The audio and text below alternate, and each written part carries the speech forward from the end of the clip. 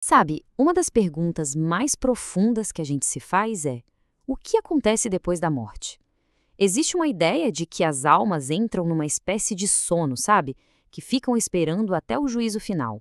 Mas será que é isso mesmo que a Bíblia diz? É isso que a gente vai investigar agora. A questão é exatamente essa. Será que as almas ficam lá, dormindo, inconscientes, sem poder fazer nada até o dia do juízo? Essa ideia é conhecida como a doutrina do sono da alma. Mas será que ela se sustenta quando a gente olha para as Escrituras? Vamos ver. Basicamente, a gente tem duas grandes visões aqui. De um lado, essa do sono da alma, que fala de uma inatividade total, um apagão até o fim dos tempos. E do outro, a visão de uma vida consciente, em que a alma continua ativa, bem desperta. Vamos ver qual delas a Bíblia parece apoiar. E olha, o ponto de partida que a gente tem é muito forte, porque vem do próprio Jesus. Quando ele fala da ressurreição, ele menciona Abraão, Isaque e Jacó, patriarcas que viveram séculos antes. E aí ele diz que para Deus eles não estão mortos, eles estão vivos. Isso já muda tudo, né? A nossa primeira grande evidência vem de um momento assim espetacular da vida de Jesus, a transfiguração. É quase como uma janela que se abre e nos deixa espiar um pouquinho o que acontece do outro lado. O Evangelho de Mateus conta essa cena surpreendente.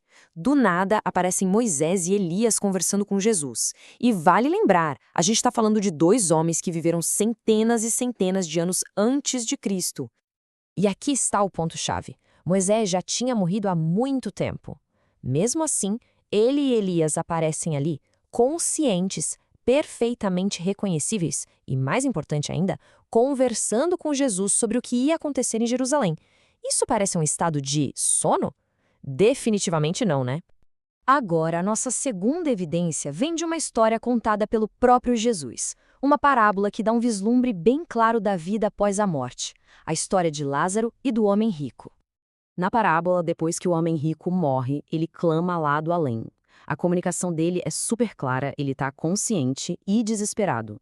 Fica bem óbvio que ele não está dormindo de jeito nenhum. Essa parábola é riquíssima em detalhes. Primeiro, os dois, Lázaro e o rico, estão conscientes.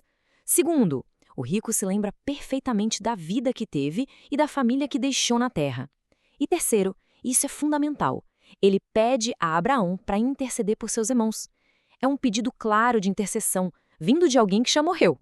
A nossa terceira evidência nos leva direto para o livro do Apocalipse. E lá, as visões do que acontece no céu são bem diretas. O apóstolo João descreve uma cena poderosíssima no céu. As almas dos mártires, daqueles que morreram pela fé, elas não estão em silêncio, não estão dormindo. Pelo contrário, elas clamam em alta voz diante do próprio Deus. Isso é muito, muito significativo. As almas dos santos estão conscientes, estão atentas ao que ainda precisa acontecer na terra, a justiça que precisa ser feita, e elas pedem ativamente que Deus haja. De novo, o que a gente vê é uma imagem de total atividade e não de sono. E não para por aí.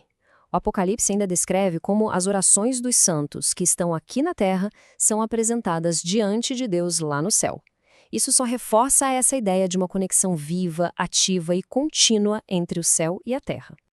Tá, mas como é que a gente junta todas essas peças? A resposta está num conceito teológico central, que é a ideia de que todos nós, os fiéis, os que estão vivos e os que já partiram, formamos uma coisa só, um corpo em Cristo.